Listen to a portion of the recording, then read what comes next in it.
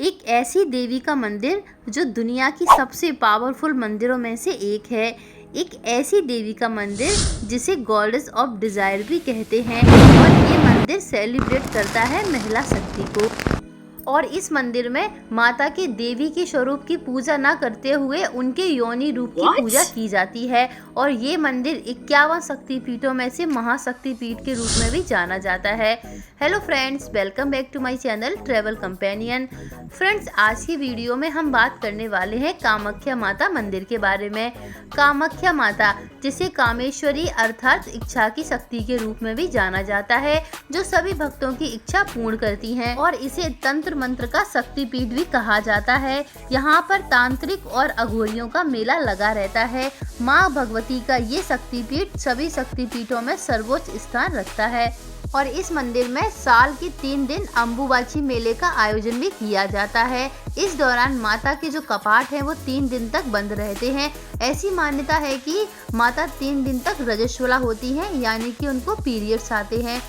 तो फ्रेंड्स, अगर आप भी कामाख्या माता मंदिर आने का टूर प्लान कर रहे हैं तो ये वीडियो आपके लिए काफ़ी ज़्यादा यूज़फुल रहेगा, क्योंकि इस वीडियो में हम आपको कामाख्या माता मंदिर से संबंधित हर बात की विस्तार पूर्वक जानकारी देंगे कि आप कामाख्या मंदिर कैसे आएँ, यहाँ पर कहाँ रुकें, यहाँ पर खाने पीने की क्या व्यवस्था है और कामाख्या माता के हम दर्शन कैसे कर सकते हैं, दर्शनों के दौरान हमें क्या क्या करना चाहिए और माता के अलावा यहाँ पर हम और कौन कौन से मंदिरों को विजिट कर सकते हैं। और वीडियो के लास्ट में हम बात करेंगे कि इस पूरी यात्रा के दौरान हमारा कुल बजट कितना आएगा। तो फ्रेंड्स, चलिए चलते हैं कामाख्या माता मंदिर में।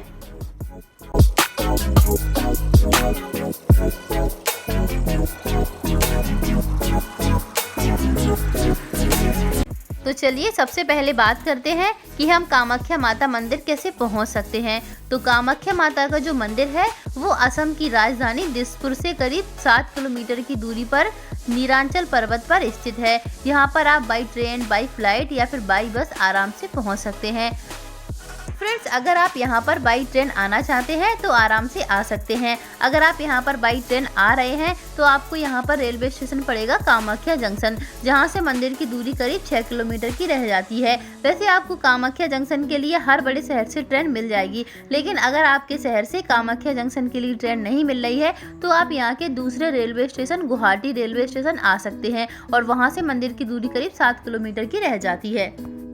और आपको दोनों ही रेलवे स्टेशन के बाहर से कामाख्या मंदिर के लिए ऑटो, बस या फिर कैब वगैरह मिल जाएगी। अगर आप यहाँ पर ऑटो से जाना चाहते हैं तो ऑटो वाले आपसे यहाँ पर करीब 20 से 25 रुपये चार्ज करते हैं और आपको मंदिर तक छोड़ देंगे। वहीं अगर आप यहाँ पर बस के द्वारा जाना चाहते हैं तो यहाँ पर आपको गवर्नमेंट बस भी मिल जाएंगी, जो ISBT की बस यहाँ पर चलती है। तो आप बस के द्वारा भी कामाख्या मंदिर तक पहुँच जाएंगे। बस वाले यहाँ आपसे 10 रुपये चार्ज करेंगे और आपको कामाख्या मंदिर तक छोड़ देंगे। वहीं अगर आप यहाँ पर बाई फ्लाइट आना चाहते हैं तो आपको आना होगा गुवाहाटी के इंटरनेशनल एयरपोर्ट और यहाँ से आपको बस, टैक्सी, कैब वगैरह आराम से मिल जाएगी, जो आपको मंदिर तक छोड़ देंगी।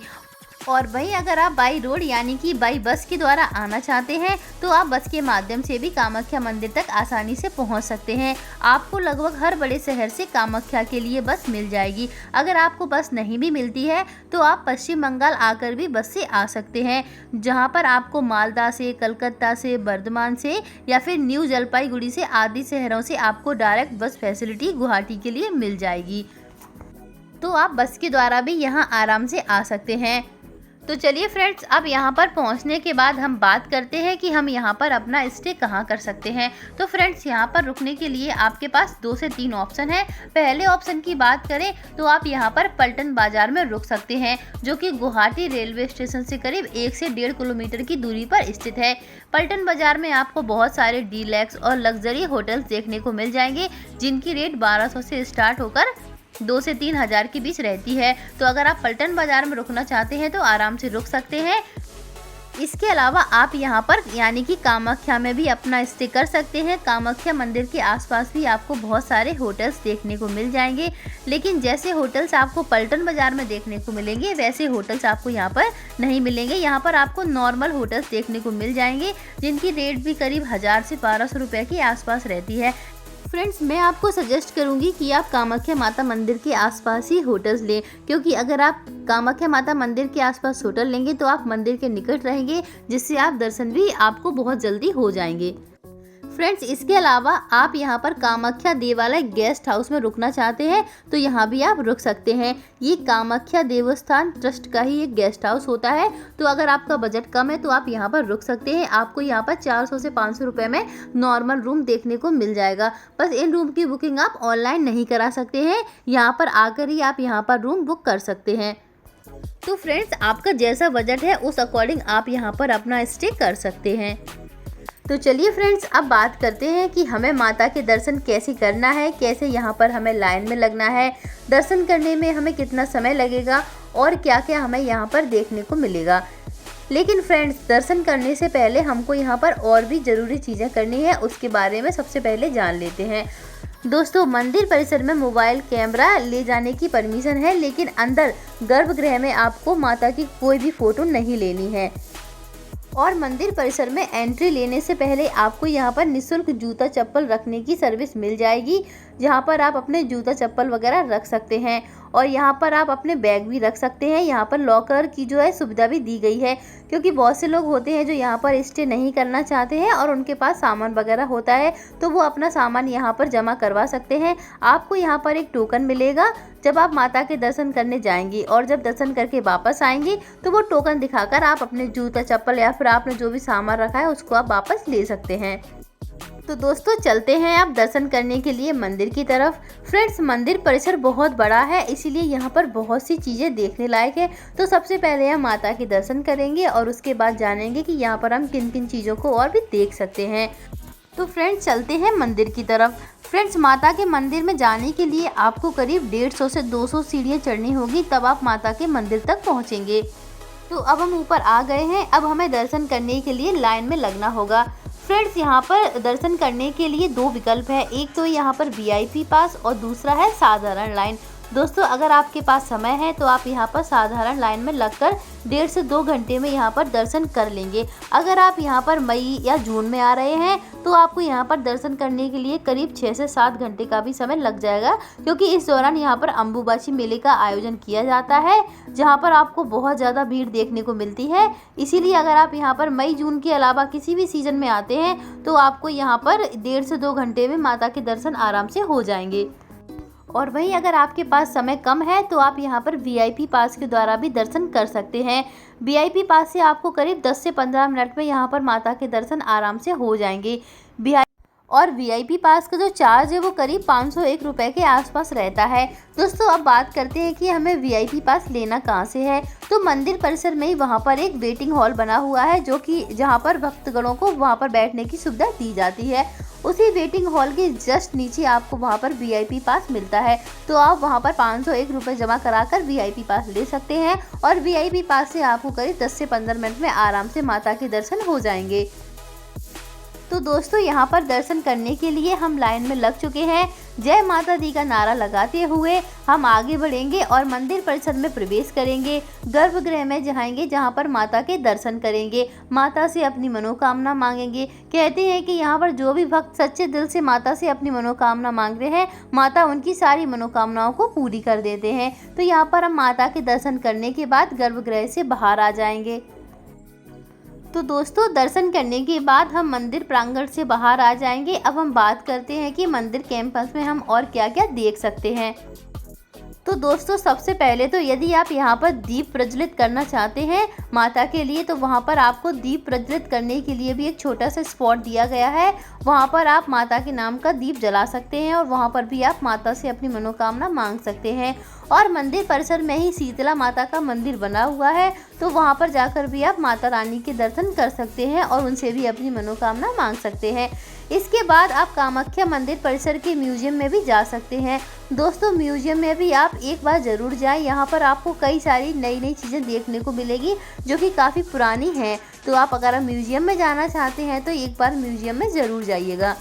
तो फ्रेंड्स ये तो हो गई डे 1 की बात। अगर आप यहाँ पर केवल एक दिन यानी कि सुबह आ रहे हैं और शाम को वापस अपने शहर के लिए जाना चाहते हैं तो एक दिन में आप इन सारी चीज़ों को अच्छे से विजिट कर सकते हैं। वहीं अगर आप यहाँ पर 2 दिन का टूर प्लान करते हैं तो दूसरे दिन आप यहाँ के और भी जो भी साइट सीइंग है, यहाँ के आसपास के जो भी दर्शनीय स्थल हैं उनको भी आप विजिट कर सकते हैं। फ्रेंड्स अगर आप यहाँ पर 2 दिन रुक रहे हैं तो दूसरे दिन आप जा सकते हैं उमानंद मंदिर। ये मंदिर भगवान शिव का मंदिर है। कामाख्या आने वाले बहुत सारे टूरिस्ट सबसे पहले उमानंद मंदिर जाते हैं, उसके बाद कामाख्या माता के दर्शन करते हैं। यहाँ की ऐसी मान्यता है कि अगर आपने यहाँ पर उमानंद मंदिर के दर्शन नहीं किए तो आपकी जो भी कामाख्या माता का जो दर्शन है वो अधूरा माना जाता है। तो यहाँ पर आपको एक बार ज़रूर जाना चाहिए। बात करते हैं कि यहाँ पर हम कैसे जा सकते हैं। तो ये जो मंदिर है वो ब्रह्मपुत्र नदी के बीच में एक छोटा सा आइलैंड पर बना हुआ है और इस मंदिर पर जाने के लिए आपको बोट के द्वारा जाना होगा। अगर आप यहाँ पर गवर्नमेंट की बोट से जा रहे हैं तो उसका जो है चार्ज वो करीब 25 रुपये रहता है पर पर्सन। वहीं अगर आप यहाँ पर प्राइवेट बोट से जाते हैं तो उसका चार्ज करीब 150 रुपये रहता है पर पर्सन। और मंदिर पहुँचने के बाद आप यहाँ पर भगवान शिव और यहाँ पर भगवान गणेश का भी मंदिर बना हुआ है तो आप उनके दर्शन करें और दर्शन करने के बाद वापस आप बोट के द्वारा कामाख्या आ सकते हैं। फ्रेंड्स यहाँ पर आप भीमा शंकर ज्योतिर्लिंग के दर्शन कर सकते हैं क्योंकि यहाँ के लोगों की मान्यता है कि जो पुणे में भीमा शंकर ज्योतिर्लिंग है वो असली ज्योतिर्लिंग नहीं है। जो भीमा शंकर ज्योतिर्लिंग है वो यहाँ पर जो है वो असली है, तो आप यहाँ पर उनके दर्शन कर सकते हैं। इसके अलावा आप यहाँ पर तिरुपति बालाजी मंदिर में जाकर दर्शन कर सकते हैं। यहाँ पर आप पवित्रा वाइल्ड लाइफ सेंचुरी में जा सकते हैं, ये एक अभ्यारण्य है तो आप यहाँ पर भी विजिट कर सकते हैं। इसके अलावा आप गुवाहाटी में ही नवग्रह मंदिर के दर्शन करने के लिए भी जा सकते हैं। तो ये यहाँ के कुछ फेमस टूरिस्ट प्लेस हैं जिनको आप दूसरे दिन यहाँ पर विजिट कर सकते हैं। तो चलिए फ्रेंड्स बात करते हैं फूड की कि यहाँ पर फूड फैसिलिटी कैसी है। तो फ्रेंड्स जैसा कि मैंने आपको बताया कि कामाख्या देवालय जो कि मंदिर ट्रस्ट का नाम है, ये मंदिर ट्रस्ट की तरफ से फ्री भोजन यहाँ पर दिया जाता है जो कि माता को भोग लगा प्रसाद होता है।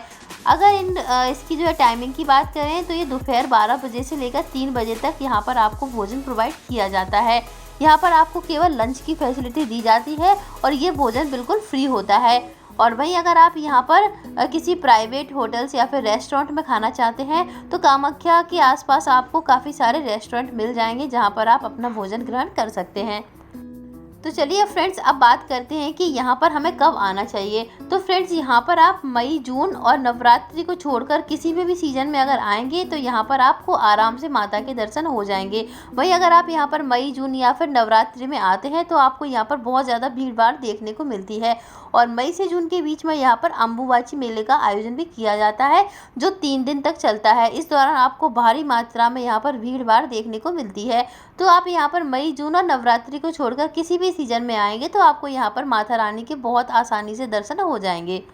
और अब बात करते हैं यहाँ पर बजट की कि यहाँ पर आने के लिए एक व्यक्ति का कुल खर्चा कितना आएगा। तो friends Kamakhya basically 1 night 2 days sufficient है। 1 रात 2 दिन में आपको आराम से कामाख्या के जो भी मेजर स्पॉट्स हैं वो आप आराम से घूम लेंगे। तो मान के चलिए अगर आप यहाँ पर बजट होटल्स में रुकते हैं, खान पान भी अपना आप नॉर्मल करते हैं, तो मेरे हिसाब से यहाँ पर एक व्यक्ति का कुल खर्चा करीब 1500 से 2000 के आसपास रहता है। और इसमें मैंने आपके किसी भी तरह के यहाँ पर यानी कि अगर आप यहाँ पर बाई फ्लाइट या फिर ट्रेन या बस के द्वारा आ रहे हैं उस खर्चों को यहाँ पर मैंने इंक्लूड नहीं किया है। यहाँ पर मैंने आपके केवल गुवाहाटी में होने वाले खर्चे को इंक्लूड किया है। तो 1500 से 2000 में आप आराम से यहाँ पर आराम से माता के दर्शन कर लेंगे। तो फ्रेंड्स ये थी कामाख्या मंदिर से जुड़ी हुई बातों की संपूर्ण जानकारी। अगर आपको वीडियो अच्छा लगे तो प्लीज़ चैनल को सब्सक्राइब और वीडियो को लाइक ज़रूर करें। धन्यवाद, मिलते हैं अगले वीडियो में।